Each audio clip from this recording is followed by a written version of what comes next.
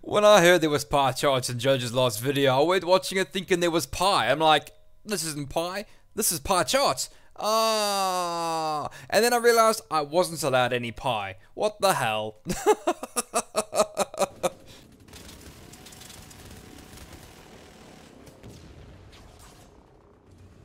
Objective E. Virus upload complete. Null cannon targeting hostile MCC.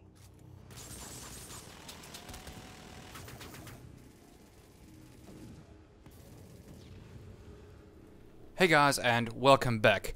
Many apologies for not being as vocal as I normally have over the past week and a bit. I've had a very interesting weekend, and I'll explain a bit more when Booker and I launch our 1.8 patch note review video.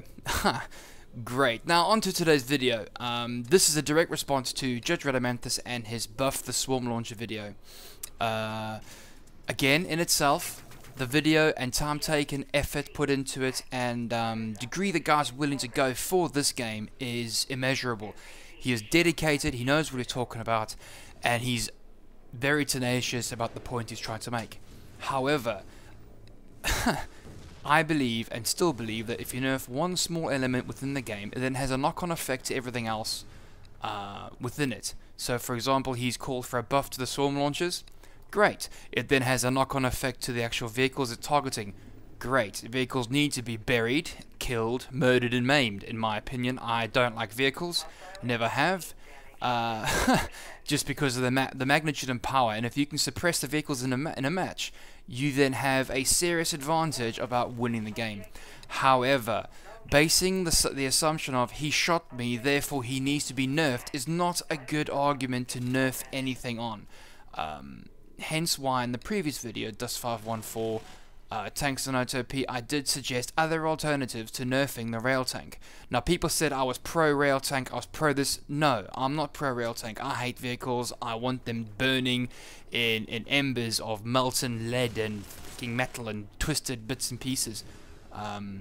Now one of the other comments that was put into the video and on the forum post on the thread note that formed from the video that I made, suggested, well, put the bases further back and the red lines nearer those bases. Therefore, the rail tank has to actually leave to get onto those higher perches and therefore can be engaged. I think that probably is the best solution. But then I hear you say, bam, but we still have red line rail tanks. Exactly. We still have the rail tank problem. Nerfing the rail tank's DPS, range, and I believe the elevation got a tweak as well, did not cure the fact that we still have rail tanks on the red line. That was the point I was trying to make. You cannot cure the red line rail tank by nerfing the red line rail tank. You have to nerf and just get rid of the red line. So putting the bases further back, with the red line obviously following those bases, is obviously the better option. Therefore the red line rail tank has to leave the base, and in leaving the base he then has to think, oh wait, instead of having 5 damage mods, I need a bit more armor, I need a bit of an armor ripper, I need an armor hardener. That incurs a passive nerf to the actual tank itself without actually having to tweak any values. I preach common freaking dog. If you guys don't know what common dog is, I preach common sense. Common sense is not so common. Instead of focusing on one small facet of the game, have a broader outlook on the actual game itself. You can't nerf one thing thinking it would fix everything, because it won't. It'll have a knock-on effect to everything else within it, and everything else that thing is then for created to do. The thing about it is also, I will not bamboozle you with pie charts and fancy numbers. I do believe that in order for Dust514 to be a success, it is derived from the community. And the community is obviously a mixy blob of everyone.